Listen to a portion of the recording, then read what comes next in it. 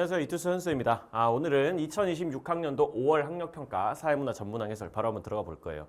총평을 간단하게만 하자면 난이도가 그렇게 낮지는 않았던 것 같습니다. 사실 개념 유형에 해당되는 문제들은 전반적으로 좀 쉬웠던 것 같고 오히려 도표 통계 문제들 3개 계층이동 문제, 복지제도 문제, 인구부양도 문제가 좀 어렵지 않았나 싶어가지고 아마 특히 도표를 좀 어려워하는 친구들이 좀 고난도라고 좀 느끼고 좀 많이 어려워하는 그런 모의고사였다고 생각을 해요. 대신에 개념 문제는 여러분들도 아마 비슷하게 느꼈을 것 같기는 한데 전반적으로 뭐 크게 어려운 개념 유형 문제는 없었고 그것 때문에 시간 부족 문제가 그렇게 강하게 나타나는 모의고사였던 것 같지는 않습니다. 전반적으로 시간 관리는 좀 쉽지 않았나라고 생각을 해요. 한번 빠르게 가볼게요. 1번부터.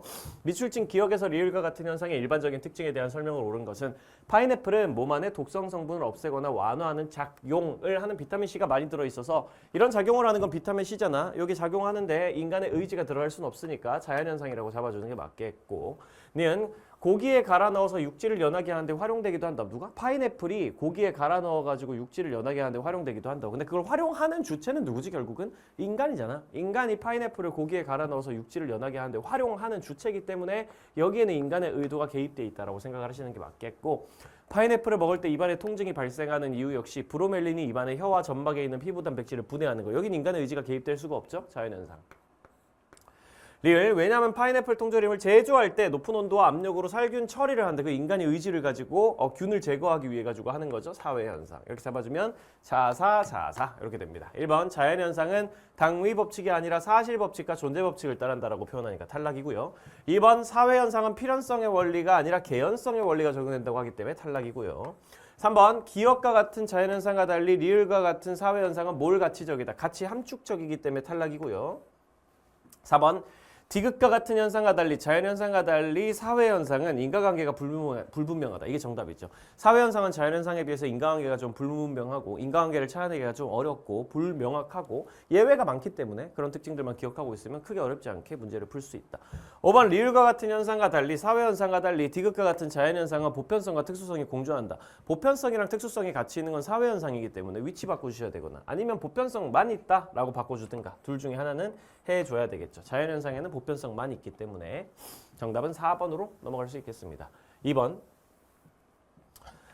이거 무난한 문제였어. 최근 특정한 주제로 노래나 율동에 맞춰서 일정하게 행동하는 모습을 짧은 영상으로 공유하는 쇼폼, 그거 챌린지라고 부르는 거 있잖아. 그 조그만 노래 같은 짧은 노래나 율동에 맞춰가지고 영상 계속 반복해가지고 찍고 그거 유튜브 쇼츠나 뭐 인스타 릴스 같은 데 계속 올라오는 거. 이 놀이는 각국의 고유한 문화적 특징이 반영되어 여러 나라로 확산되고 있는데 이를 즐기는 과정에서 사람들이 서로의 문화를 좀 이해하고 존중하는 기회도 가지고 저 각국의 고유한 문화적 특징이라는 게 여러 나라로 확산이 되고 막 그러니까 개별 국가 간 문화적 장벽이 좀 약화된다고 표현을 해야 되겠지. 문화적인 장벽이 좀 낮아지고 서로의 문화를 공유할 수 있는 기회가 되게 많아진다. 이렇게 해석하는 게 맞겠고 자원 확보랑은 전혀 관련 없는 얘기죠. 문화랑 관련된 얘기니까 다양한 문화를 접할 수 있는 기회가 확대되겠지. 당연하게도 그렇지. 문화 간의 장벽이 되게 약화가 되고 전 세계적으로 다른 나라에 있는 전통적인 놀이 문화에 따라 가지고 막 쇼폼 같은 거 찍어 가지고 유튜브에 올리면은 그게 다른 나라에서도 접할 수 있게 되고 그러니까 되게 다양한 문화, 다른 나라의 전통 문화 이런 것들도 접할 수 있는 기회가 될 수 있겠네요. 4번 정보기기에 대한 과도한 의존 문제, 스마트폰 중독 문제 뭐 이런 거랑 관련된 문제는 내용은 아니죠. 여기 나와 있는 제시문 얘기가. 개인정보 유출로 인한 사생활 침해 문제가 감소할 수 있다. 이런 것도 딱히 뭐 주제로 나와 있는 내용이 아니죠. 제시문 안에 제시되어 있는 내용이 아니라면은 딱히 정답으로 찍기는 어려울 것이다. 정답은 3번 되겠습니다. 3번 갑국에서 전기다면은 문화 변동에 대한 설명을 옳은 것은이라고 돼 있는데 아래쪽에 쓱 보면은 갑국에선, 을국에선, 변국에선, 천국에선 뭐 변동이 발견이 나타나니 직접 전파가 나타나니 이런 식으로 막 얘기를 하고 있기 때문에 이거를 나라별로 정리를 잘 해놓으면 문제 푸는 게 되게 편하겠다는 생각이 들 거고 하나씩 정리를 해 나가면서 가보도록 하겠습니다. 갑국에서 전기다면은 면역력이 떨어진 환자들의 몸을 따뜻하게 해주기 위한 의료 목적으로 만들어졌다라고 돼 있으니까 발명이 있었던 거죠. 어디서? 갑국에서. 갑국에서 발명 있었다. 이렇게 잡아주면 되겠습니다. 이후 갑국과 을국 간의 무역 과정에서 갑국 상인들을 통해서 사람을 통해 가지고 을국의 전기담요가 전해졌다라고 얘기하면은 전기담요가 사람을 통해서 그러니까 직접 전파를 통해 가지고 을국으로 넘어가게 되었다라고 해석을 할 수 있겠고 전기담요는 을국에서 대중적으로 사용하는 난방기구가 되었다. 그러니까 직접 전파를 통해 가지고 이게 넘어간 이후에 을국에서 문화 변동이 일어났다라고 해석해도 되겠죠. 여기서 대중적으로 사용하는 난방기구가 됐다는 건 사람들이 받아들여줬다는 거니까 직접 전파를 통해 가지고 실제로 문화 변동도 일어났네? 라고 해석을 해주면 되는 거예요. 병국에서는 전국의 식민 지배를 받는 과정에서 전해진 식민 지배라는 표현만 나와 있다고 해가지고 무조건 강제적인 문화 접근은 아니라고 쌤이 개념 완성 시간에 되게 많이 얘기했죠. 식민 지배를 받고 있다고 해도 자발적으로 받아들일 수도 있다는 거. 전해진 전국의 땡땡 종교와 병국의 토착 신화가 결합하여 이게 실제로 식민 지배를 받는 과정에서 종교가 전해지게 되는 거는 간접 전파할 수는 없잖아요. 실제로 그 나라의 뭐 군사라든지 뭐 여러 가지 외교관이라든지 뭐 정치인이라든지 이런 사람들이 와가지고 어쨌든 전해져서 종교인들이 와서 전해줬겠지 아무래도. 그러니까 우리나라가 뭐 일본의 식민 지배를 받는 과정에서 일본인들이 우리나라에 와서 뭐 종교 같은 걸 전해준다라고 이해하면 좀 편하겠네요.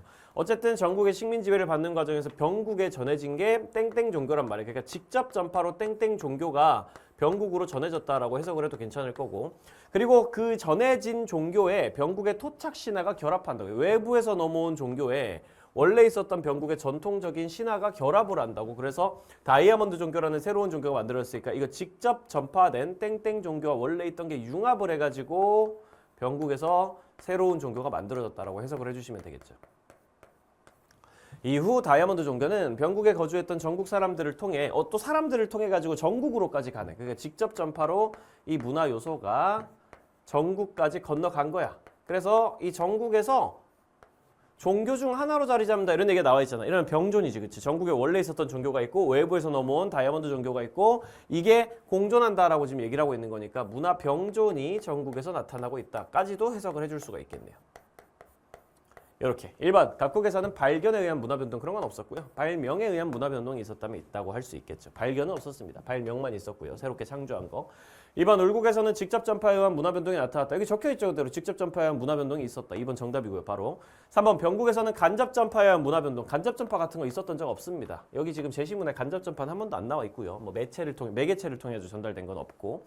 4번 병국에서는 문화 병존이, 병국에서는 문화 융합이, 전국에서는 문화 병존이 나타났다. 거꾸로지 거꾸로. 병존이랑 융합이랑 위치를 바꿔줘야 맞는 선지가 되겠고. 5번 전국에서와 달리 병국에서는 문화 변동 과정에서 자문화 정체성이 상실되었다. 병국에서 문화 변동 과정에서 문화 융합이 나타나는데 이게 자문화 정체성이 사라진 게 아니잖아. 문화 융합 같은 경우에도 어쨌든 원래 있었던 토착 신화랑 외부에서 넘어온 종교랑 정체성이 한데 섞여 있는 거기 때문에 원래 있었던 자문화 정체성이 상실되거나 한 건 전혀 아니라는 거죠. 그러니까 5번도 답이 아니다. 정답은 2번 되겠습니다. 3번의 정답은 2번. 그리고 그 다음으로 보니까 사회문화에서는 자주 보지 못하는 굉장히 특이한 유형이 나와 있어요. 제시문이 하나가 있고 이 제시문 하나를 기반으로 해서 4번이랑 5번 문제를 함께 내놨습니다. 이런 케이스는 우리가 되게 오랜만에 보죠. 그렇죠? 이런 식으로 문제를 내놨으면 어쨌든 제시문을 분석하는 게 중요할 거고 이 4번이랑 5번이랑 문제에서 선지가 어떤 식으로 나와 있는지를 먼저 보고 들어가야지 제시문을 분석하는 데도 도움이 될 테니까 4번 선지 한번 슬쩍 보면은 일반적인 우리가 흔히 보는 양적 연구의 탐구 절차랑 관련된 그런 선지예요. 그렇죠? 갑의 연구에서 모집단이 뭐니, 조작적 정의가 뭐니, 모방 요건이, 독립변수, 종속변수 이런 얘기 물어보고 있고 5번에서는 자료 수집 방법이랑 관련된 내용까지 물어보고 있습니다. 그러니까 이런 것들을 잘 정리를 해나가면서 하나씩 읽어나가면서 문제를 풀어보자고. 사실 뭐 실험법이라든지 양적 연구의 탐구 절차랑 관련된 문제에서 나중에 여러분들이 많이 익숙해지고 나면은 선지를 먼저 보고 나서 여기 있는 걸 체크하고 그 근처에 있는 맥락 같은 걸 읽어 내려가면서 답을 바로바로 찾아내는 게 제일 효과적이긴 해. 처음부터 끝까지 모든 내용을 다 읽는 것 자체는 아무래도 좀 비효율적일 수 있기 때문에 1번 선지부터 한번 보면서 따라가 보도록 하겠습니다. 갑의 연구에서 모집단은 아이돌 팬덤 활동 경험이 있는 200명이다라고 돼 있는데 갑의 연구부터 한번 볼까? 갑은 아이돌 팬덤의 심리적 특성이 아이돌 관련 상품에 대한 구매 의지에 미치는 영향을 파악하려고 했으니까 이 심리적 특성이라는 게 원인, 그 독립 변수가 되고 아이돌 관련 상품에 대한 구매 의지, 이게 종속 변수가 되겠죠. 그렇게 해가지고 독립 변수와 종속 변수로 구분이 될 수 있고 아이돌 팬덤의 심리적 특성이 어떻게 바뀌는지를 알고 싶은 거니까 아이돌 팬덤이 모집단이 되겠네요. 이에 갑은 아이돌 팬덤 활동 경험이 있는 4명과 대화해가지고 심층적인 자료를 수집했고 여기서 면접법 썼었네. 면접법을 쓴 적이 있고 이후에 갑은 자료 수집 및 분석 결과를 바탕으로 아이돌 팬덤의 심리적 특성을 행복감, 모방 욕구 두 가지로 분류한 다음에 아이돌 팬덤 활동 경험이 있는 200명을 연구 대상자로 모집을 지금 한 거기 때문에 이 200명에 해당되는 사람들은 표본 집단이지 모집단이 아니죠. 모집단은 우리가 원래 알고 싶었던 전체 집단, 아이돌 팬덤에 해당되는 사람들 전부 엄청 숫자가 많겠지. 몇 억 단위가 될 수도 있을 거야. 그렇지? 그런 사람들이 모집단인 거고 여기 있는 사람들이 표본 집단인 거지. 실제로 이 사람들을 질문지법을 하기 위해 가지고 연구 대상자로 모집을 해가지고 구조화된 문항을 통해 가지고 여러 가지 데이터를 추출해낸 거기 때문에 모집단은 얘네가 아니라 표본 집단이 얘네야. 이런 식으로 바꿔주셔야 되겠습니다. 정확히는 갑이 질문지법을 통해 한 연구에서 이 친구들은 표본 집단이다. 2번 니은은 기억의 조작적 정의에 해당된다고 돼 있는데 행복감, 모방욕구 두 가지로 아이돌 팬덤의 심리적 특성을 분류했다고 돼 있는데 이게 조작적 정의입니까? 아니에요. 그냥 분류하는 건 조작적 정의가 아니야. 조작적 정의가 되려면은 아이돌 팬덤의 심리적 특성이라는 이 독립변수라는 게 좀 모호하고 추상적이니까 그거를 구체적으로 데이터화 시킬 수 있는 뭐 수치화를 시키든 데이터화를 시키든 어떻게든 할 수 있는 방식으로 좀 구체화를 시켜야지 그게 조작적 정의에 해당되는데 이건 그냥 심리적인 특성을 행복감, 모방욕구로 분류한 것뿐이지 행복감이란 이름으로 띡 분류를 하고 모방욕구란 이름으로 띡 분류를 한다 그래가지고 갑자기 우리가 측정 가능해지는 건 아니지 않습니까? 조작적 정의는 측정 가능하도록 구체화시키는 거야 된다고. 그럼 보면은 행복감을 지난 일주일간 자신이 좋아하는 아이돌의 영상을 시청한 시간으로 이게 조작적 정의지. 아래쪽에 보면 이 구조화된 문항 질문지법을 통해 가지고 행복감이라는 거는 구체적으로 시청한 시간으로 구체적으로 측정 가능하게 바꿔주고 모방욕구 같은 경우는 지난 일주일간 아이돌의 패션 스타일을 따라했던 횟수 이걸로 구체화를 시켜주는 거지. 이런 게 조작적 정의지. 그냥 심리적 특성이라는 걸 두 개로 나눠놨다 이렇게 했다고 갑자기 측정 가능해진 게 아니기 때문에 이런 걸 개념의 조작적 정의라고 부를 수는 없다라고 생각을 해주셔야 되겠습니다. 3번 디귿 단계, 미음 단계 모두 연구자의 가치 중립이 요구된다. 디귿 단계 한번 볼까요? 자료 분석 단계는 가치 중립이 무조건 요구되는 단계가 맞습니다. 양적 연구의 탐구 절차 8단계 기억나시죠? 그중에서 자료 분석 단계 같은 경우에는 무조건 연구자의 가치 중립이 요구되는 단계였고요. 기억 안 나면 다시 체크하셔야 돼요. 1-3단원에서 배웠던 양적 연구의 탐구 절차 8단계 다시 보면서 가치 중립 단계 그리고 가치 개입 단계 구분하셔야 됩니다. 미음 같은 경우에는 연구 목적으로 설정하였다라고 되어 있는데 연구 목적을 설정하는 그 단계 있잖아. 기본적으로 연구 주제를 선정하고 그리고 그 과정에서 뭐 가설 설정으로 넘어가기 직전에 그냥 연구 목적이라는 걸 어떻게 잡아야 될까? 주제 선정이죠. 사실은 주제 선정입니다. 이 주제 선정하는 부분에서는 연구자의 가치 중립이 딱히 요구되진 않아요. 연구자가 가치 개입이 어떤 식으로든 될 수밖에 없는 단계다라고 정의 내리기 때문에 탈락인 거고 4번 리을은 모방욕구이다라고 돼 있는데 리을에 나와 있는 한 가지 심리적 특성만 잘 봐. 자료를 분석해 보니까 모방욕구랑 뭐 행복감이랑 두 개로 나눠 가지고 지금 이런 것들이 아이돌 관련 상품에 대한 구매 의지에 미치는 영향을 파악하려고 질문지를 했거든.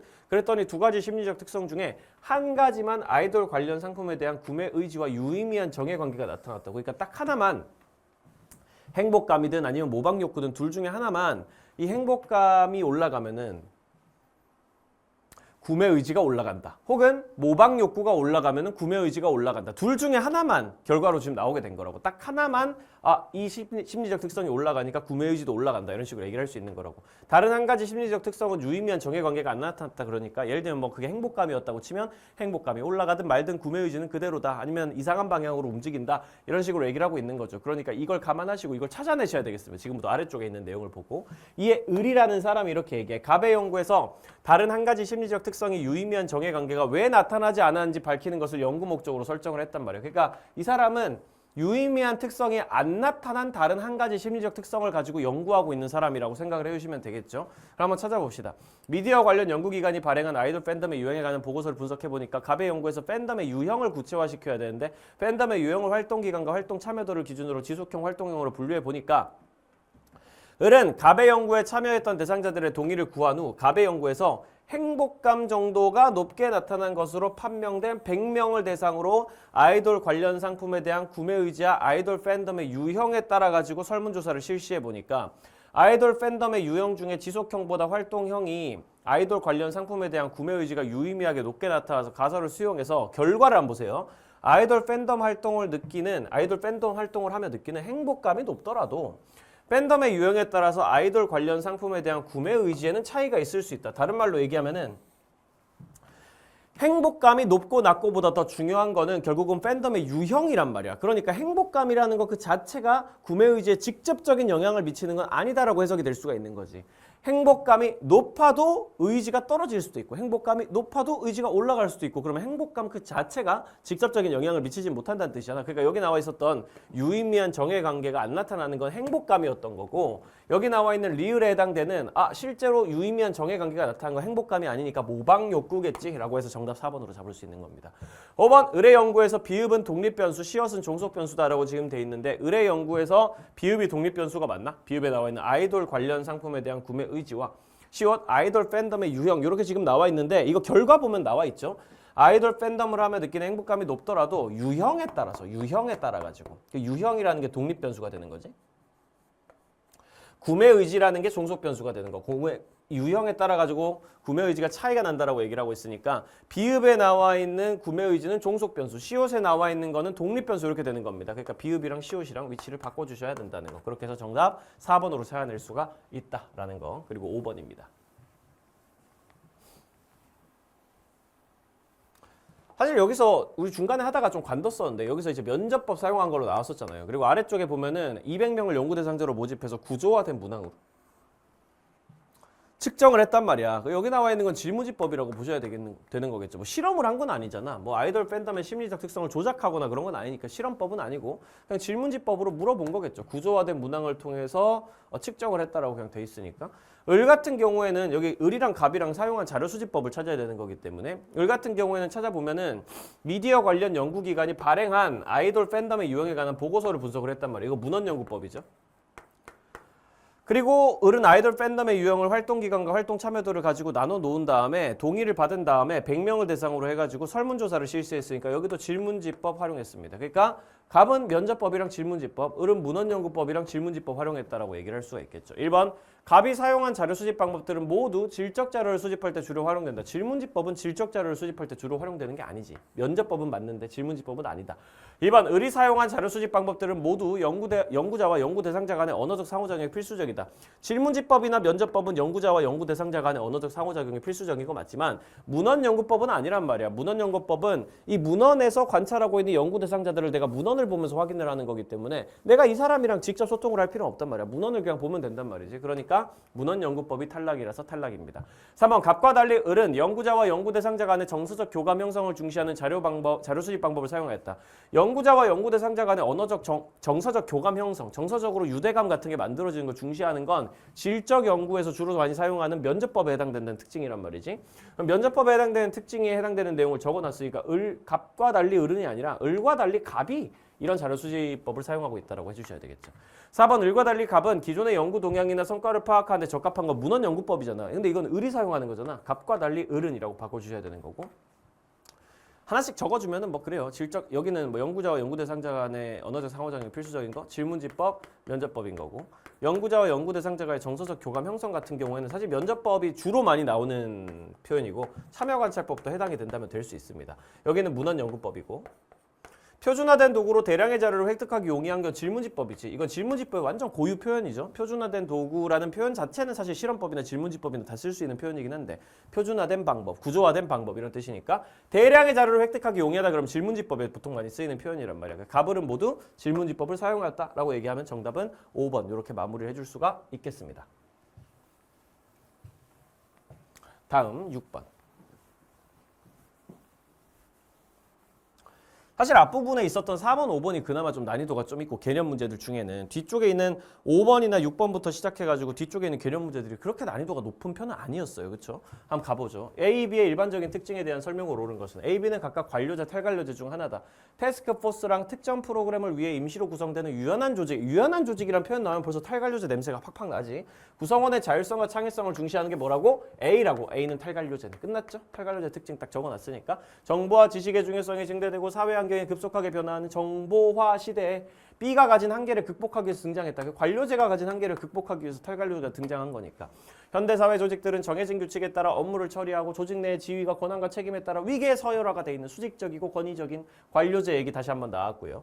그걸 이제 기반하되 태스크포스 같은 탈관료제 조직을 활용해가지고 효율성과 혁신성을 높인다. 이렇게 적혀 있고 1번 탈관료제에 비해 관료제는 중간관리층의 역할 비중이 높죠. 관료제가 중간관리층이라는 걸 다른 말로 관료라고 부른단 말이야.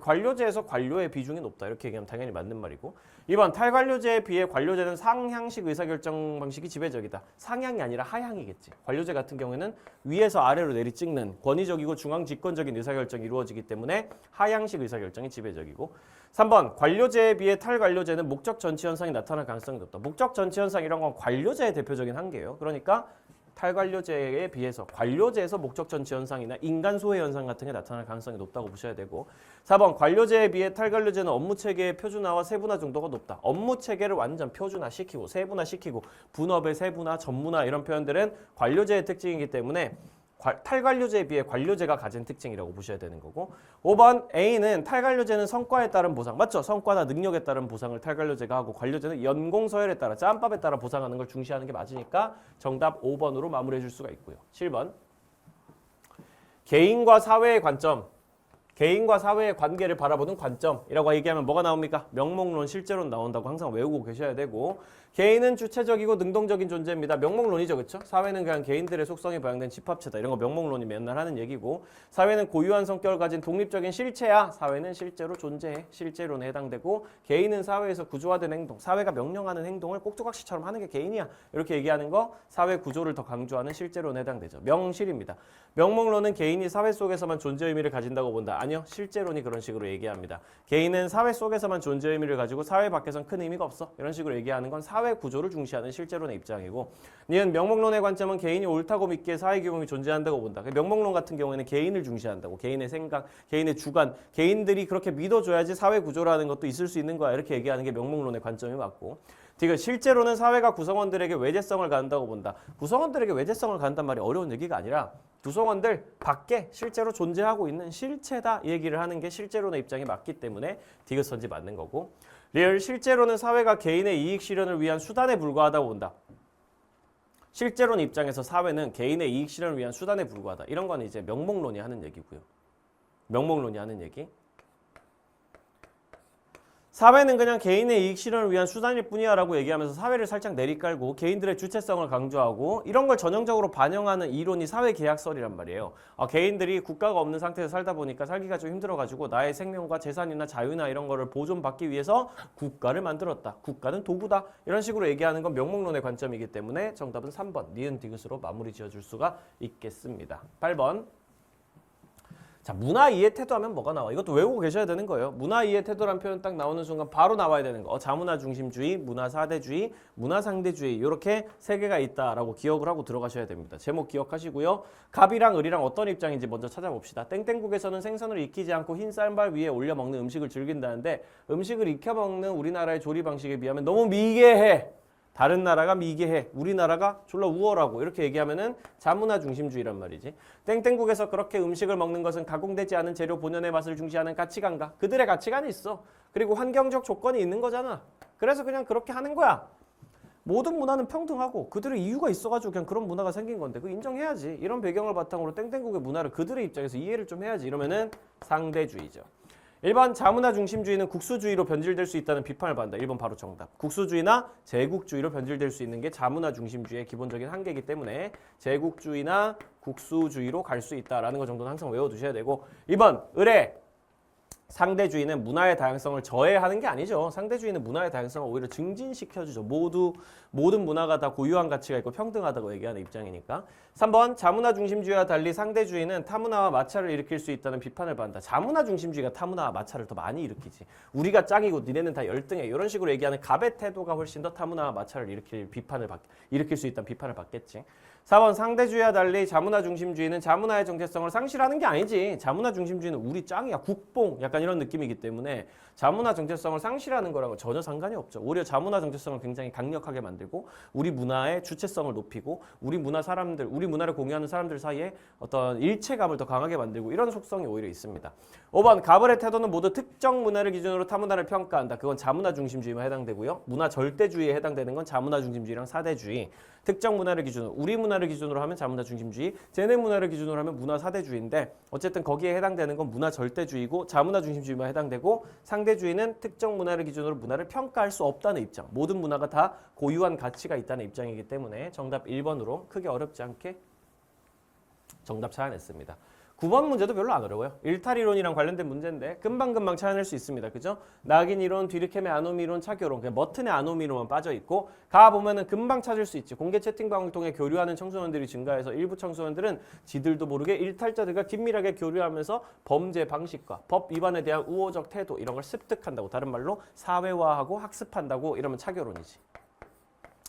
처음에는 단순히 주변의 관심을 받고자 인터넷 게시판에 과장된 글을 올리거나 온라인 게임 내에서 규칙 위반 등의 경미한 일탈을 저질렀어. 1차 일탈을 저질렀단 말이야. 그런데 주변인들에게 문제아라고 비난을 받는단 말이야. 낙인이 찍힌단 말이야. 이런 사회적 평가를 너는 쓰레기구나, 너는 비행 청소년이구나 라는 부정적 자아 정체성을 내면화하고 수용해버린 청소년들이 지속해서 사이버 범죄를 저지르게 된다. 이렇게 얘기하면은 요건 2차 일탈을 얘기하는 거죠. 낙인 이론의 전형적인 얘기인 거죠. 낙인이 찍히니까 1차 일탈 같은 경미한 일탈에서 2차 일탈로 쭉쭉 지속적으로 범죄를 저지르게 된다. 다 정보통신기술의 급속한 발전으로 기존 사회 규범이 약화되는 반면 새로운 규범은 미처 확립되지 않은 상태가 나타나고 있다. 남은 거 뒤르케메 아노미 이론밖에 없지. 그리고 이 얘기 맞잖아요. 사회가 급격하게 바뀌기 시작하면서 기존 사회 규범이 약화되고, 그치? 지배적인 사회 규범이 일탈을 통제해야 될 역할을 하는 그런 기존의 사회 규범이 약화되고 새로운 규범은 미처 확립이 안 된 상태, 그걸 아노미 상태라고 부르는 거죠. 명확한 제도적 규제 같은 것도 제대로 없고 가치관도 막 무너져 있는 그런 상황 속에서 청소년들이 도덕적 판단 기준의 혼란 같은 걸 느끼게 되고 결과적으로 범죄를 더 많이 일으키게 된다라고 얘기하는 게 디르켐의 아노미 이론 얘기 맞습니다. 1번 차교로는 차별적인 제재가 아니라 차별적인 교제를 일탈 행동의 원인으로 보는 거고요. 차별적인 제재를 원인으로 보는 건 아시다시피 낙인 이론에 해당되니까 탈락. 2번 낙인 이론은 정상 집단과의 교류를 일탈의 해결 방안으로 제시한다. 그 차교론이 하는 얘기고, 착한 애들이랑 놀아, 나쁜 애들이랑 어울리지 말고 이런 얘기 이제 차교론이 하는 얘기이기 때문에 탈락이고. 요거는 원래 낙인 이론 선지고. 3번 다 디르켐의 아노미 이론은 1차적 일탈이 2차적 일탈로 이어지는 과정에 주목한다. 1차 일탈에서 2차 일탈로 가는 과정을 봤던 거는 낙인 이론이었죠. 그렇죠? 낙인 이론이 원래 처음에 경미한 일탈에서 지속적인 일탈로 이어지는 과정을 보는 입장입니다. 낙인 이론이니까 탈락이고. 4번 나와 달리 낙인 이론과 달리 다는 나머지 애들은 일탈을 규정하는 객관적인 기준이 있다고 보는 거죠. 낙인 이론만 혼자 객관적 기준이 없다고 보고 나머지 애들은 있다고 본다라는 거는 여러분들 다 외우고 계실 거예요. 그러니까 존재한다고 본다. 이렇게 바꿔야지 맞는 선지가 되겠습니다. 5번 다와 달리 나는 디르켐의 아노미 이론과 달리 나머지 애들은 개인이 타인과의 상호작용을 통해 일탈자가 되어가는 과정에 주목한다. 그치? 얘네들은 둘 다 상상론 쪽에 해당되는 이론이라고 볼 수 있고, 그 미시적 관점이고 개인 한 명 한 명이 원래는 일탈자가 아니었다가 상호작용을 통해 가지고 뭘 배우게 되든지 아니면 부정적 자아 정체성을 내면화하든지 그런 과정을 통해 가지고 일탈자가 되어가는 과정을 미시적으로 다루고 있는 거고, 디르켐의 아노미 이론은 아시다시피 기능론에 해당되는 입장 아니겠습니까? 이건 이제 사회 구조적으로 거시적으로 이 사회 전체의 혼란 상황을 보는 거기 때문에 그런 맥락에서 개인 한 명 한 명이 일탈자가 되어가는 과정을 미시적으로 보지는 않는다는 거지. 5번에 해당되는 내용이 맞는 내용입니다. 그렇게 해서 9번 정답 5번으로 마무리할 수 있고요. 자, 10번을 보면은 이 문제가 여러분들한테 조금 어려웠을 것 같다는 생각을 아니야, 사실 안 해. 이 정도는 풀어야 된다고 나는 생각을 해. 그렇지 않니? 이 정도는 별로 어렵지 않잖아. 솔직히 말해가지고 이 네모에 해당되는 면적은 그냥 모두 동일하다라고 돼 있고 이게 그냥 해당 계층에 속한 사람 수를 나타내는 거 그냥 세면 되는 거란 말이야. 그럼 너무 쉬워. 여기 나와 있는 걸 보면 A, B, C 찾아내는 것도 너무 쉬워. A에서는 상승 이동이 불가능하다. 그럼 무슨 말이야? A가 상층이란 소리지. 상층이 더 위로 못 올라가니까. 상중하밖에 없으면 상층이면 더 위로 못 올라가잖아. 상승 이동이 불가능하다. 그러면 A가 상층이고 B에서는 더 내려가는 게 안 된다잖아. 그럼 B가 뭐겠어? 하층이지 당연히. 하층이니까 제일 아래쪽에 있으니까 더 내려가는 게 불가능하다는 소리겠죠. 그럼 C가 중층 될 겁니다. 그러면 상하중 이건 전혀 헷갈리지 않는 거란 말이야. 상하중. 그럼 이제 가보자고. 갑국의 부모 세대랑 자녀 세대 있고 뭐 선지 보면은 이거 가지고 다 풀 수 있게 돼 있거든요. 그냥 이거 헷갈리면은 그냥 숫자 적어버리는 거야. 이거 몇 칸인지 3칸, 4칸, 4칸 이렇게 적어두면 조금 더 보기 편하지 않겠습니까? 1칸, 7칸, 2칸, 총 10칸이죠. 전부 다 보면은 3칸, 6칸, 1칸, 3칸, 2칸, 5칸 이런 식으로 적어놓고 가면 훨씬 더 쉽단 말이야. 부모 세대 계층 구조의 경우 갑국은 다이아몬드형이고 을국은 모래시계형이다. 부모 세대 어디 있죠? 부모 세대 계층 구조의 경우 갑국 같은 경우에는 상중하 가면 이거 뭐예요? 다이아몬드지. 중층이 제일 많으니까. 을국 같은 경우에는 상중하 이렇게 가면 뭐예요? 상중하로 갈수록 커지잖아. 아래로 갈수록 피라미드지. 여기도 해놓자. 상중하 이렇게 가면 중층이 제일 낮잖아. 자녀 세대 갑국 같은 경우는 모래시계, 자녀세대 을국은 상중하 이렇게 가면 중층이 제일 높으니까 다이아몬드 이런 식으로 마무리할 수 있죠. 부모세대 계층 구조의 경우 위쪽에서 보면은 갑국은 다이아몬드형이고 을국은 모래시계가 아니라 피라미드형이네. 탈락. 이번 자녀세대 계층 구조의 경우 을국에 비해 갑국이 사회통합이 유리하다. 자녀세대로 보면은 을국에 비해 가지고 갑국이 사회통합이 유리하다. 다이아몬드가 사회통합이 유리하지. 중층 비율이 높은 다이아몬드가 사회통합이 유리하고 위치 바꿔줘야 되고. 3번 갑국의 부모세대 상층 인구는 찾아보자. 갑국의 부모세대 상층 인구는 3명 이렇게 잡아주면 되고. 3. 자녀세대 상층 인구와 같다. 자녀세대 갑국에서 상층 인구 3 이렇게 있잖아. 3 같네. 정답. 4번 을국의 자녀세대 하층 인구는 자녀세대 중층 인구의 2.5배이다. 을국의 자녀세대로 가가지고 하층 인구는 2명. 자녀세대 중층 인구는 5명. 의 2.5배이다. 에이, 자녀세대 중층 인구가 하층 인구의 2.5배겠지. 위치가 바뀌었죠. 그렇죠? 위치 바꿔. 5가 2의 2.5배지. 2가 5의 2.5배는 아니잖아요. 그러니까 위치 바꿔주셔야 되는 거죠. 하층이랑 뒤쪽에 있는 내용이랑. 5번 갑국의 부모세대 하층 인구는 을국의 부모세대 하층 인구보다 많다. 갑국의 부모세대 하층 인구는 하층 인구 3명. 을국의 부모세대 하층 인구 7명. 3명은 7명보다 적다가 돼야지. 바로 탈락시켜주면은 정답 3번인 거 굉장히 쉽게 구할 수가 있습니다. 이런 문제 가지고 사실 어렵다고 하면 안 되지. 이 정도면은 계층이동 문제 중에서도 굉장히 쉽게 내준 거라는 거. 금방금방 이렇게 숫자들 표시하고 하면은 금세 풀어낼 수 있다는 거죠. 11번 사회 변동의 방향을 바라보는 가불의 관점에 대한 설명으로 이 표현도 기억하고 있어야 돼. 사회 변동의 방향을 바라보는 관점 혹은 이론이라고 표현되기도 한다. 혹은 사회 변동 이론 그냥 이렇게 표현될 때도 있고 그래. 여러 가지 방식으로 문제가 나오는데 어쨌든 이렇게 등장이 되면은 사회 변동 방향이랑 관련해 가지고 관점이니 이론이 이렇게 나오면은 무조건 진화론 수란론으로 잡으셔야 됩니다. 여기 보면 딱 나오잖아요. 일정한 방향을 가지고 어쩌고 서구 제국주의 역사 미분화된 상태에서 분화된 걸로 운명론적 관점이니 뭐 이런 얘기들 사회 변동이고 발전이 이런 게 다 진화론 수란론 얘기인 거 여러분들 다 기억하고 있잖아. 이걸 가지고 진화론 수란론 둘 중에 하나일 거라고 생각을 하고 문제 풀면 되는 거죠. 갑이랑 을이랑. 갑은 문명이 일정한 방향을 가지고 지속적으로 발전한다. 끝났어. 근데 헷갈릴 수가 있죠. 여기서. 이걸 보고 갑이 진화론이고 이렇게 생각하면 안 돼요. 왜냐면 글을 끝까지 읽어보면 갑은 문명이 일정한 방향을 가지고 지속적으로 발전한다고 믿는 게 아니라 그렇게 보는 을의 관점에 반론을 제기하는 사람이거든. 그래서 어떻게 돼야 되는 거야? 을이 사실은 진화론인 거야. 그리고 갑은 다른 입장이니까 순환론이겠지.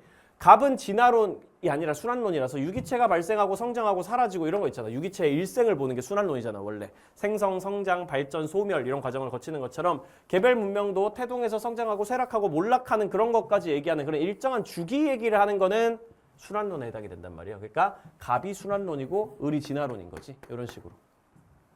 특히 갑은 가장 발전된 사회가 서구라고 믿는 게 누구라고? 을이야. 진화론은 서구 중심주의적인 관점이고 가장 발전된 게 서구라고 생각하고 갑은 순환론의 입장에서 서구도 쇠락할 거야. 이런 얘기를 할 수 있다는 거지. 1번 순환론은 서구 제국주의 역사를 정당화하는 수단으로 악용될 수 있다. 이거 진화론 선지고요. 그러니까 을의 입장이라고 봐주셔야 되고요. 2번 진화론의 관점은 사회가 미분화된 상태에서 분화된 상태로 변동한다. 이거 미분적 분할 때 그거 아니고요. 분화가 안 돼 있는 사회에서 분화가 돼 있는 사회로 바뀐다고. 옛날에는 다 농사꾼밖에 없었다가 시간이 지나면서 소방관이니 간호사니 이런 식으로 점점 더 분업 시스템이 복잡해지는 그런 사회로 나아가게 된다는 얘기가 진화론의 입장이기 때문에 맞는 얘기고.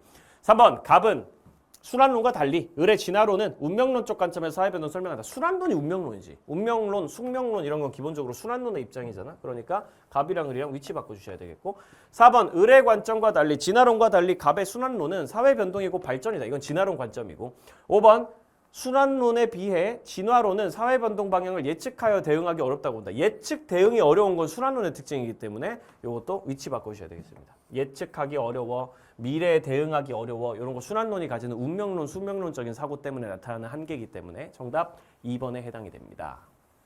12번 A, B에 대한 옳은 설명만 보기 위해서 고른 것은 단 A, B는 반문화, 하위문화 중 하나이다. 뭐 찾아보면 되겠죠. 이것도 반문화, 하위문화라고 이미 알려줬기 때문에 그냥 찾아만 내면 되는 거잖아. 그런지 룩은 찢어지거나 낡은 듯한 옷을 조합하여 입는 패션인데 이 패션은 20세기 경제가 급성장하면서 인간의 가치를 물질적으로만 측정하려고 하는 자본주의에 대한 반항으로 나타났대. 그럼 이거 반문화 느낌이 나죠. 자본주의라는 주류 질서에 대한 반항, 거부, 도전.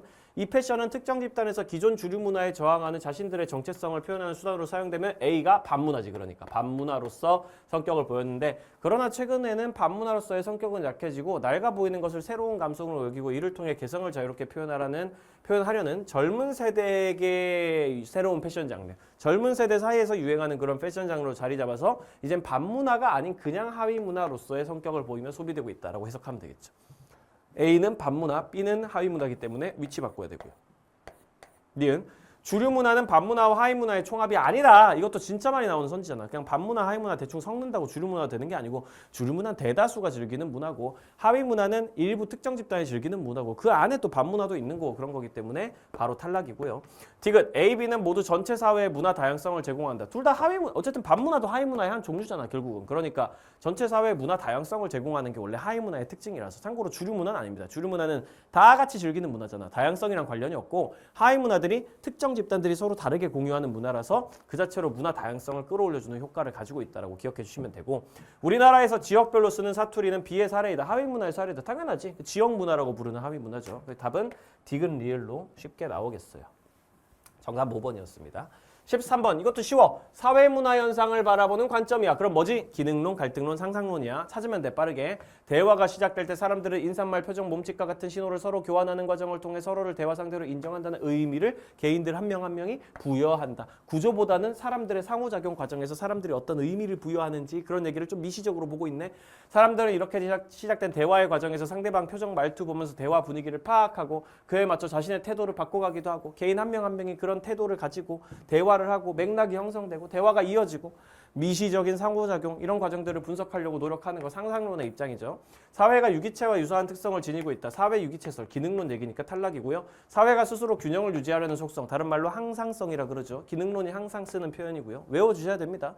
3번 기득권층의 이익을 옹호하는 논리로 활용된다는 비판받는 거 상대적으로 좀 보수적인 관점을 가지고 가는 기능론이 항상 받는 비판이고요.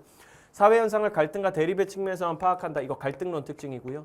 5번 사회구조가 개인에게 미치는 영향을 간과하고 그냥 개인이 사회구조를 만든다고 생각하는 그런 태도가 상상론의 입장인 거지. 구조가 개인에게 미치는 영향력을 강조하는 거는 거시적 관점인 기능론이나 갈등론이고 사회구조가 개인에게 미치는 영향력은 별거 없어. 개인은 주체적이고 능동적인 존재야. 이렇게 얘기하는 게 상상론의 입장이기 때문에 야 사회구조가 개인한테 영향을 미칠 수도 있잖아. 라는 비판을 받을 수도 있다는 거. 상상론이 받는 비판으로 적당하다는 거. 정답은 5번이 되겠습니다. 14번. 개념 문제가 실제로 크게 어렵지가 않아요. 이 문제 같은 경우도 비슷합니다. 아래쪽에 이거는 아예 발문에 주제가 안 적혀 있잖아. 그럼 선지 슬쩍 보면서 무슨 주제지? 라는 걸 파악해 보면 좋은데 사회운동 얘기만 있잖아. 그럼 이게 대충 어떤 사회운동인지 빨리 파악해 보자고. 19세기 후반에 급격한 산업화가 진행되었던 미국. 일단 사회운동이 맞긴 한가?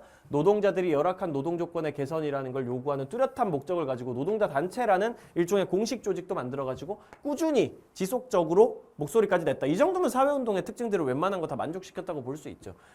전국적인 시위를 벌이고 노동운동을 펼치고 이게 노동조를 기원이 되었다. 이렇게 얘기하면 이거 사회운동이 맞고 일단은 무슨 사회운동이야? 이거 개혁적 사회운동이지. 공산주의 혁명이나 공산주의 혁명이나 프랑스 혁명이나 이런 수준까지 사회 구조를 완전 엎어버린 수준까지는 아닌 것 같아 보니까. 노동자들의 열악한 노동 조건을 끌어올려둔 지금 사회 구조는 전반적으로 유지하면서 노동자들의 권리를 신장시키는 그런 개혁적인 사회 운동을 하고 있는 걸로 보이고 혁명까지는 아니고 그렇다고 보수적인 것도 아니고 바꾸자는 거니까.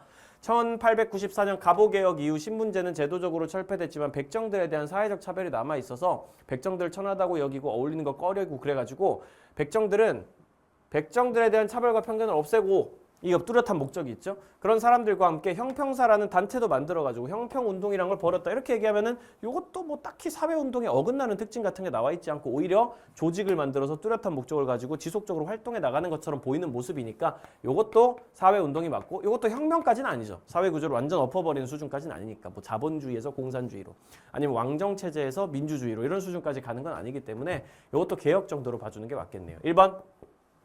가해는 지배 집단이 기존 사회 질서를 유지하고자 하는 거 그런 거 보통 보수주의적 사회운동에 해당이 되는데 그런 보수주의적 사회운동이 여기 나와 있지는 않고 개혁적 사회운동이고 2번 나에는 일부 사회 구성원들에 대한 인식 개선을 요구하는 사회운동인가? 맞죠. 백정들에 대해 가지고 인식을 좀 바꿔주세요 라고 얘기하는 사회운동이 맞으니까 개혁적인 사회운동이면서 차별과 편견을 없애는 인식을 바꾸자고 얘기하는 사회운동이 맞습니다. 2번 정답이고 3번 가와 달리 나에는 산업화로 인한 문제에 대응하는 사회운동이 나타난다. 아니 백정에 대한 차별 없애자는 게 어떻게 산업화랑 관련된 내용이에요. 이때 우리나라는 산업화 안 됐어. 갑오개혁 때면 아직 일본의 식민 지배도 받기 전이란 말이야. 산업화라는 걸 꿈도 못 꾸고 있을 때죠. 그렇기 때문에 전혀 상관없는 얘기고 4번 나와 달리 가해는 다수의 사람이 아닌 국가가 주도하는 사회운동이 나타난다.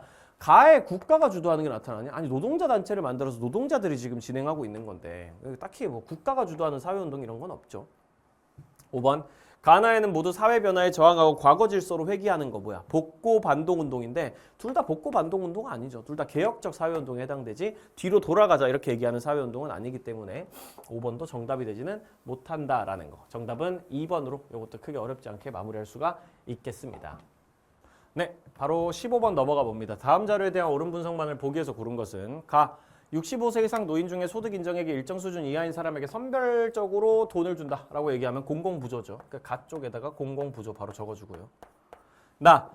노령 사망 장애 보통 이런 식으로 묶어놓으면 쌤이 항상 얘기를 하는 건데 이렇게 노령 사망 장애처럼 모든 국민들이 겪을 수 있는 그런 가능한 위험들을 전반적으로 대비해 주는 건 국민연금이고 사회보험 중에 하나야. 가입자와 고용주가 분담한다 이런 얘기를 통해 가지고 사회보험인 거 다시 한번 알 수 있죠. 국민연금이고요. 사회보험입니다. 그리고 요거는 참고로 기초연금이라는 제도고 외워두라고 말씀드립니다. 공공부조 4가지, 사회보험 5가지. 해당 지역 인구 대비 가수급자, 해당 지역 인구 대비 나수급자 이렇게 적혀있으면 이거 가중평균 하라는 소리잖아요. 이거 가중평균 바로 해주면 되죠.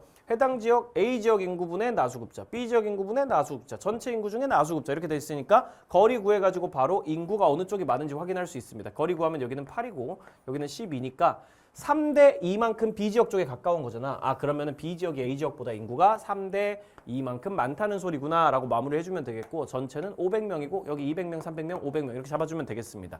기억 구하는 것도 하나도 어렵지가 않죠. 아까처럼 2대 3만큼 B 지역 쪽에 가까워야 된단 말이에요. 여기서 2대 3만큼 가까웠던 것처럼 여기도 2대 3의 거리 차이가 나야 된단 말이에요. 근데 여기서 여기까지가 거리가 2잖아. 그럼 여기서 여기까지 거리는 3이어야 될 거 아니야. 2대 3만큼 B 지역에 가까워야 되니까. 그런데 A 지역 같은 경우에 B 지역이 전체보다 크니까 A 지역은 전체보다 작아야 되겠죠.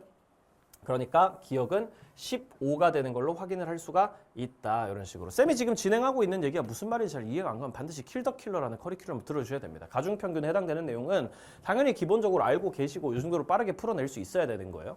그리고 니은을 한번 구하려고 이제 가봤더니 여기서 이제 여러분들이 착각을 하는 경우가 생겨요. 이 문제가 조금 어려운 게 요것 때문이야. 자, 봐봐. 여기 같은 경우에는 해당 지역 인구 대비 가수급자, 해당 지역 인구 대비 나수급자니까 분모가 전부 다 해당 지역 인구라고. 해당 지역 인구. 그러니까 여기는 분모가 A 지역 인구, 여긴 분모가 B 지역 인구, 여긴 분모가 전체 지역 인구 이런 식이라고.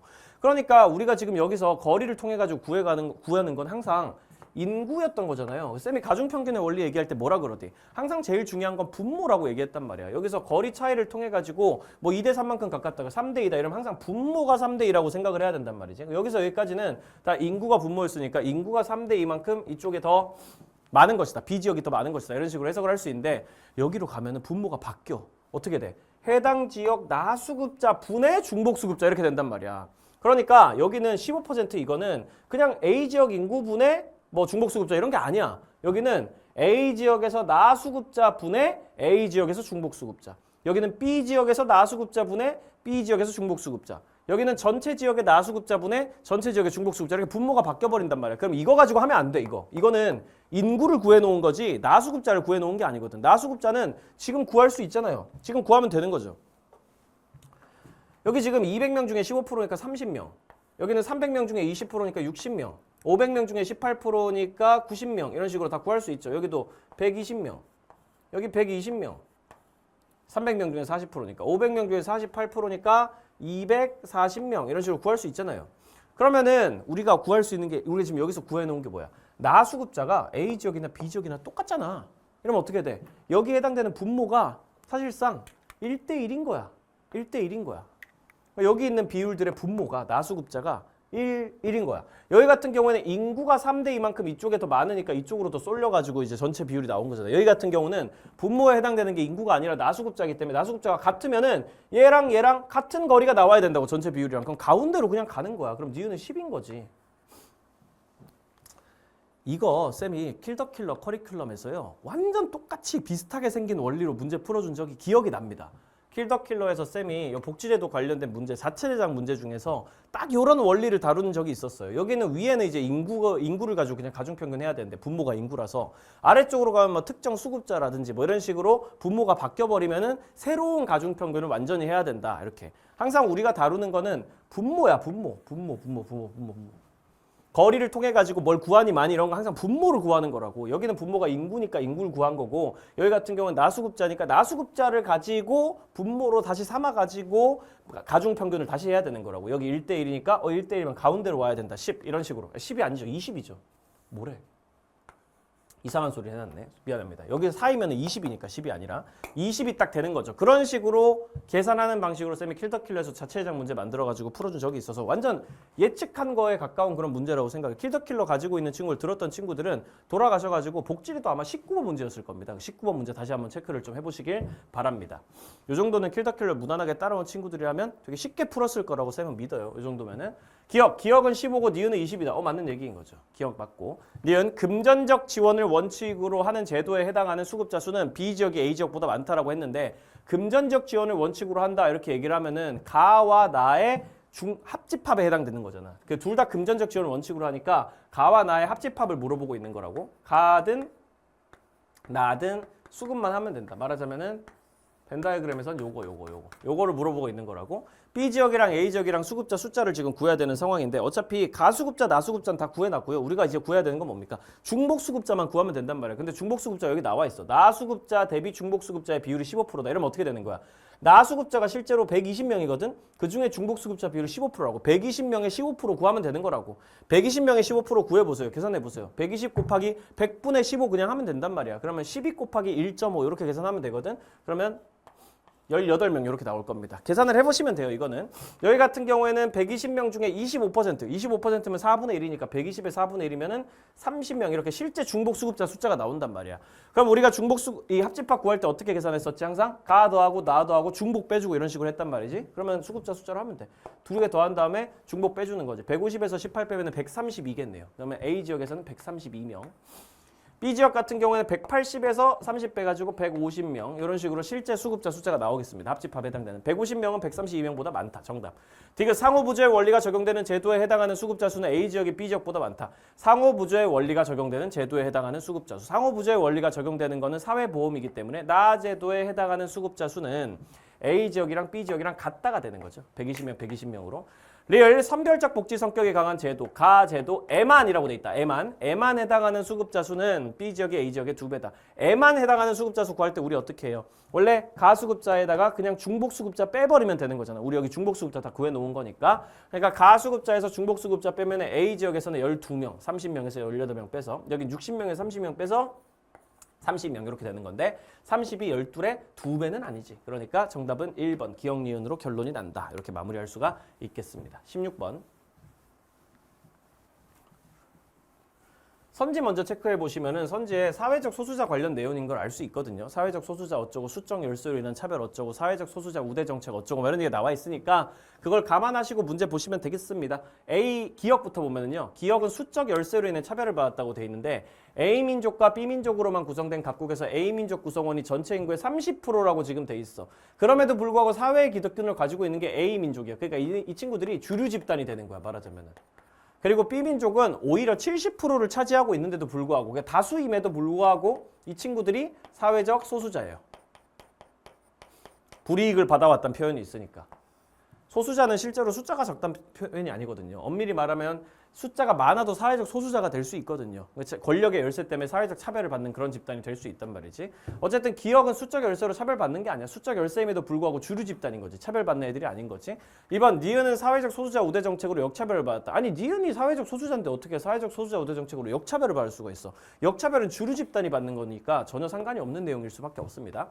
3번 니은에 비해 기억은 경제적 자원을 획득하는데 유리하겠지. 얘네는 주류 집단이니까 경제적 자원을 획득하든 뭐 정치적 자원을 획득하든 불이익을 받는 B민족에 비해서는 A민족 구성원들이 유리하겠죠. 4번 제도적 차원의 노력을 통해 사회적 차별이 개선될 수 있음을 보여준다.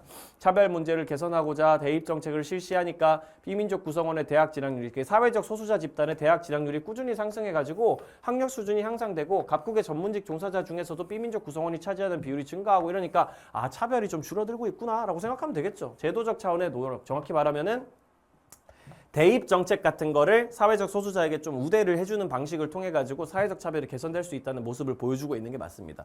5번 사회적 소수자가 선천적 요인이 아닌 후천적 요인에 의해서만 결정됨을 보여준다. 여기 뭐 그런 게 어디 있어? 후천적 요인에 의해서만 결정되는 것도 애초에 아니고요. 그런 걸 보여주고 있는 제시문도 엄밀히 말하면 아니죠. 민족의 차별에 따라 가지고 나타나는 거기 때문에 민족이라는 개념은 보통 선천적인 요소란 말이야. 내가 이 한민족에서 태어났다 이런 거니까 선천적 요인 때문에 오히려 나타난 차별을 보여주는 거니까 후천적 요인에 의해서만 결정되는 걸 보여주고 있는 건 전혀 아니다 라고 해석을 하시는 게 맞겠고 정답은 4번으로 마무리할 수가 있겠네요. 17번. 이것도 뭐 크게 어렵지 않죠. 이것도 보시면 알겠지만 물질 문화니 좁은 의미, 공유성, 학습성 이래가지고 선지 하나씩 체크하면서 가면 됩니다. 가옥은 물질 문화인가? 맞죠. 가옥이라는 건 물리적인 실체가 있잖아. 그걸 물질 문화 아니면 기술 문화라고 부르잖아. 당연히 맞는 얘기고.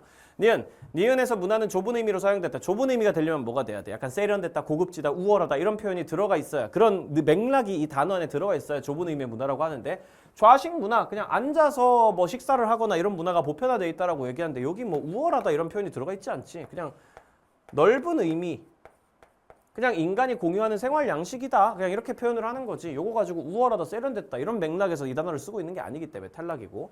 디귿에는 문화의 공유성이 부각돼 있다. 바닥에 앉아 상을 펴고 식사하는 것을 누구나 당연하게 여기면 그게 공유성이죠. 사람들이 공유하고 있기 때문에 당연하게 여긴다, 이런 식으로 표현이 나와 있는 거니까 공유성의 가장 넓은 속성이라고도 쌤이 항상 얘기를 하죠. 문화의 속성 파트에서는. 리얼에는 문화의 학습성이 부각돼 있다. 배우는 게 나와 있어야 되는데, 서양식 주거 형태의 도입으로 입식 문화가 확산되면서 서서 막 뭘 하는 그런 문화가 확산되면서 바닥에 앉아 상을 펴고 식사를 하는 방식에서 의자에 앉아 식탁에서 식사를 하는 방식으로 생활 패턴이 바뀌면 이게 변동성이지 어떻게 학습성이야. 학습성은 어린애들이 어른들 하는 거 보면서 따라한다거나 뭐 이런 내용이 나와 있어야 되는 건데, 개인 한 명 한 명이 문화를 후천적으로 배우는 그런 과정이 나와야 되는 건데, 이건 그냥 말 그대로 한 사회에서 문화가 변동하는 모습이 나타나고 있는 거지 학습성의 예시라고는 전혀 볼 수 없기 때문에 2번 기억 디귿이 정답이 되겠습니다.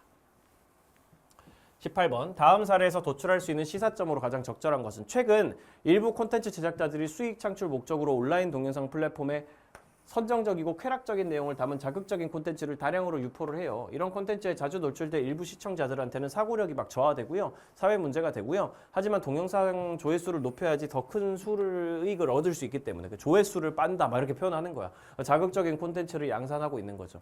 대중문화가 지나치게 상업화가 돼가지고 나타나고 있는 모습입니다. 돈 벌기 위해 가지고 무슨 짓이든 할 수 있다 이런 얘기를 하고 있는 거니까 1번이 바로 답인 거고, 무슨 문화적 차이 같은 소리래. 정보 생산자와 소비자 경계 명확하게 하고 이런 얘기도 전혀 안 나와 있고, 정보 접근성 높이는 거랑도 상관없고, 대중의 취향에 부합하는 지식과 정보만 제공하면 오히려 위험하다라는 얘기가 나와 있기 때문에 5번도 답이 아니게 되는 거죠. 이건 뭐 그냥 독해 문제, 독서 문제라고 할 수 있고 1번이 바로 답인 걸로 마무리할 수 있겠습니다. 19번 이번 전국 대학생 토론 대회에서 우승한 애들을 만나보겠다라고 했는데 막 어디 속해 있니 이런 얘기를 하고 있고, 딱 봐도 그런 문제겠지. 기역, 니은, 디귿, 리을 선지를 보면 전부 다 함께 속한, 속해 있는, 대답한 내용이 나타나는 이런 거니까, 이 사람들이 대답한 내용이 나타나 있는 그 어떤 집단들 정리해야 될 거고요. 그리고 이 사람들이 어디에 속해 있는지도 정리해야 되겠다는 생각 듭니다. 이런 문제들 쌤이 많이 얘기해줬죠. 개념 완성에서 어떻게 풀어야 되는지. 크게 두 가지 정보가 필요한 거예요. 어디에 속해 있는가 각자, 그리고 대답한 내용에 나타난 집단이 어떤 것들인가. 대답한 내용에 나타난 건 싹 다 밑줄 그으면서 가겠고, 속해 있는 거에는 연결해가지고 사람 이름 적어주도록 하겠습니다. 이런 식으로. 전국 대학생 토론대회에서 우승한 땡땡 지역 토론 동아리 대표 학생들이 갑이랑 을인 거야. 그러니까 땡땡 지역 토론 동호회에 일단 갑이랑 을이 소속돼 있는 거는 확실하지. 이런 식으로 적어줄 거라고. 두 분이 함께 하게 된 계기와 이번 대회를 준비하면서 느낀 점에 대해서 대답해 주세요. 이것도 무조건 적고 가셔야 되죠. 당연히. 속해 있는 거 정보에 해당이 되니까 당연히 적고 가셔야 되고, 절대 빼먹으면 안 됩니다. 빼먹으면 문제 틀려요. 갑부터 볼게요.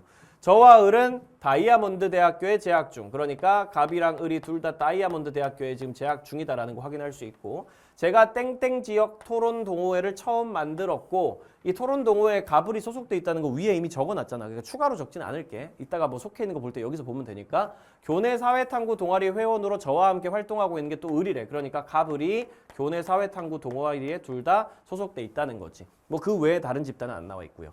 저는 땡땡 지역 봉사단체와 교내 산악회에서 부회장을 겸하고 있어. 그러니까 을 같은 경우에는 이 봉사단체도 속해 있고 산악회에도 속해 있고 뭐 그렇다는 거지. 그래도 토론 대회를 준비하면 많이 배웠고, 향후 신문사에 취업을 하고 싶은데 거기 도움이 될 것 같아서 뜻깊은 경험이었어. 신문사에 지금 속해 있는 건 아니고, 그지? 그러니까 정리 다 끝났습니다. 사람들이 지금 언급하고 있는 그런 집단들이랑 실제로 누가 소속돼 있는지까지 정리 끝났어요. 기억. 갑과 을이 함께 속한 이익사회의 개수는 2개이다. 갑과 을이 함께 속해 있는 게 여기 이렇게 3가지 있는데, 이거 보면 다 이익사회야. 여기 공동사회, 갓도지 이런 건 없잖아. 가족, 또래 집단, 지역사회 같은 건 없으니까 2개가 아니라 3개다라고 봐주셔야 되겠고, 니은 갑과 을이 함께 속한 비공식 조직의 개수는 1개이다. 갑과 을이 함께 속해 있는 비공식 조직 한번 찾아볼까요? 지역 토론 동호회 이런 건 비공식 조직 아니고요. 공식 조직 비공식 안에서 만들어야 되는 거니까 교내 사회탐구 동아리 이건 비공식 조직 맞죠, 그렇죠? 학교 안에서 만들어진 친목 중심의 사회탐구를 같이 즐기는 그런 동아리 이렇게 되는 거니까 교내 동아리가 대표적인 비공식 조직 중 하나니까 이거 비공식 조직 맞구나, 하나구나 이렇게 확인을 할 수 있겠습니다. 디귿 갑과 을이 속한 비공식적 사회화 기관의 개수는 각각 2개다라고 되어 있으니까 갑이 몇 개인지 을이 몇 개인지 확인을 해야 돼요. 갑 같은 경우에는 공식적 사회화 기관이 지금 여기 보면은 애초에 공식적 사회화 기관이 대학교 이거 하나밖에 없어. 교육을 위해서 만들어진 게 대학교 이거 하나밖에 없다고. 나머지 애들은 전부 다 교육을 위해서 만들어졌다고 볼 수 없기 때문에 갑이 대학교 말고는 전부 다 비공식적 사회기관에 속해 있단 말이에요. 그럼 2개 이렇게 되는 거죠. 2개에 속해 있고 비공식적 사회기관에. 을 같은 경우에는 이 대학교 빼고 나머지 을이 속해 있는 거 전부 다 비공식적 사회기관이기 때문에 4개나 있단 말이야. 그러니까 각각 2개는 아니지. 리을 갑과 을이 대답한 내용에 나타난 2차적 사회화 기간이면서 자발적 결사체인 것의 개수는 4개이다. 2차적 사회화 기간이면 1차적 사회화 기간이 아니면 다 2차적 사회화 기간이잖아요. 갓도지 빼고 나머지 사회 집단은 다 2차적 사회화 기간이라고. 근데 여기 갓도지가 있어? 갓도지가 없잖아. 그러니까 전부 다 2차적 사회화 기간이라고 보면 되고 자발적 결사체만 그냥 찾으면 되는 거죠. 2차적 사회화 기간 중에서 자발적 결사체를 찾아보자. 뭐 있어? 토론 동호회. 이거 자발적 결사체 맞고 지역 토론 동호회. 여기 하나 지금 있는 거고. 하나 있고 하나. 그리고 여기 갑과 을이 대답한 내용이 나타난 거니까 사실 여기서 찾아야 되는 건데 사실 토론 동호회는 여기도 있잖아요. 똑같이. 그러니까 여기서 하나 찾았고 대학교는 자발적 결사체 아니니까 탈락. 교내 사회탐구 동아리 이거 비공식 조직인데 비공식 조직도 자발적 결사체니까 합격. 봉사단체 이러면 아마 시민단체일 텐데 그것도 자발적 결사체니까 합격. 교내 산악회 이러면 이거 친목 집단에 해당되고 요것도 비공식 조직에 해당이 되죠. 그렇죠? 여기 비공식 조직에 해당되는 게 하나 더 있었네요. 교내 산악회. 여기까지도 있으니까 요것도 자발적 결사체라서 맞는 얘기고 신문산 자발적 결사체 아니고 그러면 자발적 결사체가 하나 둘 셋 넷 이렇게 있으니까 2차적 사회화 기간 전부 다 2차적 사회화 기간인데 그중에 자발적 결사체인 거 4개다 이렇게 마무리해가지고 정답 2번 니은 리을로 잡아줄 수가 있겠습니다. 그렇게 정리하는 게 중요한 거라는 거. 다음 20번입니다. 자, 20번입니다. 다음 자료에 대한 분석으로 옳은 것은 다음은 갑국과 을국의 시기별 인구 관련 자료이다. T년 대비 T 플러스 100년에 갑국의 전체 인구는 20% 감소하였고 전체 인구로 연결해 주겠다는 의지가 좀 보이죠. 전체 인구로 인구 비율을 연결해 주겠다는 거. 단 경제성장 동력은 부양인구에 비례하고 T년의 갑국과 을국의 전체 인구는 동일하다. 이렇게 돼 있으면 어차피 갑국에서 그리고 을국에서 T년과 T 플러스 100년의 유부노총을 다 정리를 좀 해주시긴 하셔야 되겠습니다. 유부노총을 정리를 좀 해주셔야 되겠어요. 여기 아래에 보면은 노년인구 100명당 부양인구가 나와 있는데 이게 결국은 본질이 뭐야? 노인인구와 부양인구의 비율을 알려주겠다는 소리지. 이게 지금 헷갈릴 수 있으니까 갑을 이렇게 적어두시고 갑을 결국 본질은 그거야. 노인인구와 부양인구의 인구 비율을 알려주겠다는 거. 연도별로, 나라별로. 그럼 한번 구해보자고. 이 비율을 그냥 간단하게만 줄여가지고. 사실 노인인구 100명당 부양인구가 400명이다 이러면 그냥 1대 4인 거잖아요. 1대 4. 이런 식으로 표시하면 되잖아. 100명 있으면 500명 있다 이러면 1대 5인 거고 100명 있으면 220명 있다. 이러면 조금 어려운데? 근데 20으로 나누어지잖아. 100명 있으면 220명. 20으로 나눠주면 100대 220이니까 50대 110인 거고 그거 한번 많이 나눠주면 되는 거지. 100대 220이면은 어떻게 나눠주는 게 제일 편할까? 100대 220. 이면 사실 20으로 나눠지잖아요. 20으로. 그러면은 5대 11 이렇게 되겠습니다. 5대 11 이런 식으로 나누시겠네요. 그리고 여기는 100대 300이니까 1대 3 이런 식으로 노인인구 대 부양인구의 비율이 연도별로 나라별로 나온다고 생각을 하시면 되겠고 노령화 지수 같은 경우에도 사실 똑같은 맥락인 게 노령화 지수는 유소년 인구분의 노인 인구잖아. 이것도 뭐 연도별로 따로따로 적혀 있으니까 여기다가 헷갈리지 않기 위해 가지고 적어 두는데 유소년 인구 대 노인 인구 곱하기 100을 해가지고 20이 나왔다. 유소년 인구 100명 있을 때 노인 인구 20명 있다라는 게 유소년 노령화 지수의 뜻이기 때문에 100대 20 이렇게 얘기하면 유소년 인구 대 노인 인구가 100대 20이니까 5대 1이란 소리고 100대 25면은 4대 1이란 소리고 이런 식으로 다 정리할 수 있잖아요. 100대 125면은 4대 5라는 소리고 100대 100이면은 1대 1이란 소리다. 이런 식으로 정리를 해줄 수가 있습니다. 그러면 이제 눈에 띄는 게 있어요. 눈에 띄는 게 있습니다. 노인 인구가 여기도 1이고 여기도 1이고 이렇게 해가지고 갑국의 T년 같은 경우에는 여기도 노인 인구 1, 여기도 노인 인구 1, 그 부양 인구가 4 이런 식으로 돼 있으니까 이거 정리를 하면 이렇게 되지. 노인 인구가 1일 때 부양 인구는 4배고 노인 인구가 1일 때 유소년 인구는 5배다. 연도랑 나라만 헷갈리지 않고 정리를 해보면 그렇게 되죠. 그러면 총 인구는 10인데 아까 전에 전체 인구가 20% 감소했니 전체 인구가 동일한 이런 데 나와 있으니까 이거 되네 이거 전체 인구 100으로 잡으면 되겠다. 이게 T년의 갑국과 을국의 전체 인구가 동일하다라고 얘기를 했으니까 T년의 갑국과 을국 전체 인구를 실제로 다 100명이라고 잡자. 그리고 T년 대비 T 플러스 100년의 갑국의 전체 인구가 20% 감소했다고 돼 있거든요. 20% 감소하면 갑국 같은 경우에 여기서 80명이 되는 거잖아. 실제로 100명이었다 치면 20% 감소시켜주면 되는 거지. 이것도 그냥 T년의 실제 갑국과 을국의 인구가 같았다 그러니까 이것도 그냥 실제로 연결한 숫자로 그냥 잡아버리자. 그냥 이렇게. 실제 연결된 숫자라고 생각하고 100이라고 적어버리는 거야. 그리고 을국의 전체 인구는 20% 증가했다고 돼 있으니까 여기서 20% 증가시켜주면은 120명이 되겠죠? 이걸 실제로 그냥 연결된 숫자들로 그냥 잡아버리는 거야. 그리고 이 상태에서 이거 할 수 있잖아요. 5, 4, 1 이렇게 5대 4대 1로 나누면 되기 때문에 100을 50, 40, 10 이런 식으로 잡아주면은 오케이 이거 100으로 딱 잡았을 때 예쁘게 수치들이 나오겠다. 이렇게 정리하면 되는 거죠. 그리고 T년의 T 플러스 100년의 갑국도 똑같이 해보는 겁니다. T 플러스 100년의 갑국 같은 경우에도 여기다가 정리를 해야죠. T 플러스 100년의 갑국 같은 경우에는 부양인구 대 노인인구가 5인데 여기 T 플러스 100년의 갑국 여기 가보면 노인인구 대 유소년인구가 5대 4야 또. 그러니까 노인인구가 또 5로 통일이 돼 있다. 정리를 하자면 노인인구 5로 잡아주면은 T 플러스 100년의 갑국 유소년인구는 노인인구가 5일 때 4고 부양인구는 노인인구가 5일 때 11이다. 이런 식으로 마무리가 되는 거죠. 이렇게 해주면 이거 됩니까? 안 됩니까? 여기 다 더하면 20이잖아요. 요거. 80을 20이라는 비율로 나누면 비율이 일단 5%씩 먹겠지. 그럼 정리만 해주면 되는 거죠. 5 곱하기 4 하면 20, 5 곱하기 5 하면 25, 5 곱하기 11 하면 55 이런 식으로 해가지고 다 합치면은 아니지. 20으로 나누면 4니까. 쌤이 방금 살짝 실수했죠. 80이라는 비율을 20으로 나누면 비율이 일단 4를 먹으니까 4 곱하기 4 해가지고 16, 4 곱하기 11 해가지고 44, 4 곱하기 5 해가지고 20 이런 식으로 정리를 해주면 되겠죠. 그렇죠?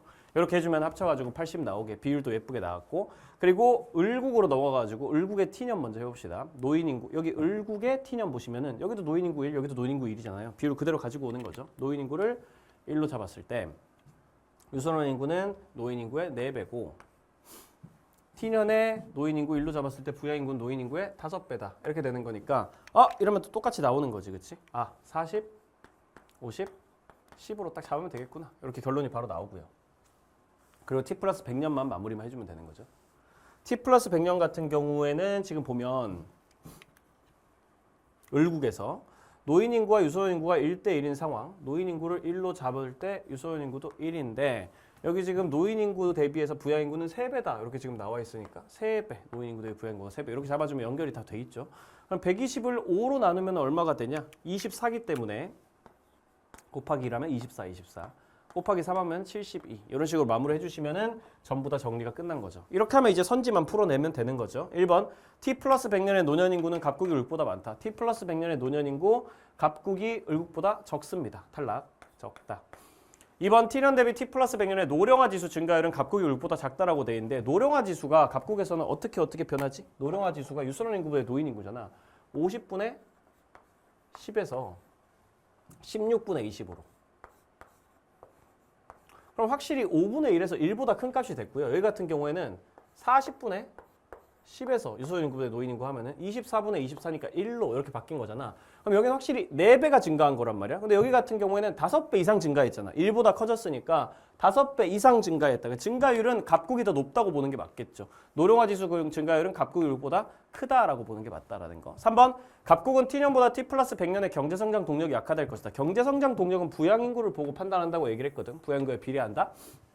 그럼 각국은 T년에서 T 플러스 100년으로 갈 때 부양인구가 줄어들어야 돼. 그런데 40에서 44명으로 오히려 늘어났어. 그러니까 강화될 것이다 라고 바꿔주셔야 되고 4번 을국은 T년보다 T 플러스 100년의 유소년 인구와 노년 인구의 합이 전체 인구 차지하는 비율이 낮다. 을국은 T년이랑 T 플러스 100년이랑 비교하면 전체 인구 중에 유소년 인구와 노인 인구의 합이 차지하는 비율 생각해보면 원래는 50%였단 말이야. 딱 절반을 차지했었단 말이지. 근데 T 플러스 100년으로 가면은 50% 절반이 안 되게 된단 말이야. 120명의 절반이면 60명인데 원래는 절반 100분의 50이었다가 120분의 60보다 낮은 값이 됐단 말이지. 그러면은 T년보다 T 플러스 100년에 이 비율이 낮아졌다라고 얘기를 할 수 있어서 정답 4번으로 마무리되는 거죠.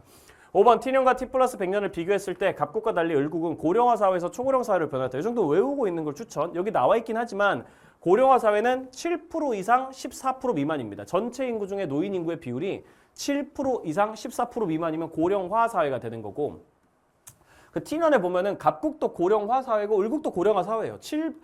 전체 인구 중에 노인 인구 비율이 10%잖아. 그럼 7% 이상이고 14% 미만이니까 고령화였다가 초고령 사회로 바뀌었다 이렇게 하면 초고령 사회는 전체 인구 중에 노인 인구가 20% 이상이어야 된단 말이야. 근데 80에 20이면은 이거 4분의 1이니까 25%잖아. 25%. 여기는 120명 중에 24명이니까 여기 딱 20% 돼가지고 둘 다 20% 이상으로 올라간단 말이야. 둘 다 고령화 사회에서 초고령 사회로 변화했다라고 얘기할 수 있기 때문에 갑국과 같이 을국은 둘 다 고령화에서 초고령으로 바뀐 사회다라고 마무리해 주시면은 우리 20번 정답 4번까지 해가지고 마지막 문제까지 다 풀어봤습니다. 사실 도표 통계 문제 때문에 좀 만만치 않았다는 느낌이 드는 그런 유형의 모의고사였던 것 같고 예전에 보통 사회문화를 이런 식으로 많이 냈었어요. 도표 통계 문제 난이도만 쫙 올리고 나머지 개념 문제들은 무난하게 내는 게 약간 일반적인 사회문화 시험 방식이었는데 사실 요즘에는 그런 식으로 잘 안 낸단 말이죠. 개념 문제를 좀 더 어려운 방식으로 출제를 해가지고 여러분들의 시간을 잡아먹는 그런 식의 출제를 좀 더 많이 하고 있고 평가원이 아마도 이 학력평가는 그냥 학력평가일 뿐 6월 모의평가에서는 그 전에 냈던 작년에 수능이라든지 작년에 9월이나 6월처럼 좀 더 개념 문제에서 어려운 유형을 많이 내가지고 여러분들의 시간을 잡아먹으려는 시도를 아마 평가원이 더 많이 하지 않을까라는 예측을 쌤이 좀 미리 해드리면서 이번 모의고사 해설은 여기까지 하도록 하겠습니다. 이번 모의고사에서 점수가 너무 잘 나왔다고 해도 절대 방심하지 마시고요. 반대로 좀 안 나왔다고 해도 아직까지는 좀 개념이나 이런 것들이 안 외워져서 그럴 수 있으니까 도표 통계랑 관련된 지식들이 좀 부족해서 그럴 수 있으니까 앞으로 찬찬히 쌓아나가면 된다라고 생각을 하시고 꾸준히 이 내용들을 잘 분석하는 거에 좀 집중을 해가지고 이런 원리를 내가 잘 몰랐구나. 이런 개념들에 좀 헷갈려 하는구나. 이런 부분들을 정리하면서 가겠다고 생각을 하시고 꾸준히 따라오시면 6평에서는 또 좋은 결과 받아보실 수 있을 거예요. 생 커리큘럼도 무난하게 잘 따라오셨으면 좋겠습니다. 모의고사 푸느라고 너무 고생 많으셨고요. 지금까지 쌤은 이투스 현수쌤이었습니다. 수고하셨습니다.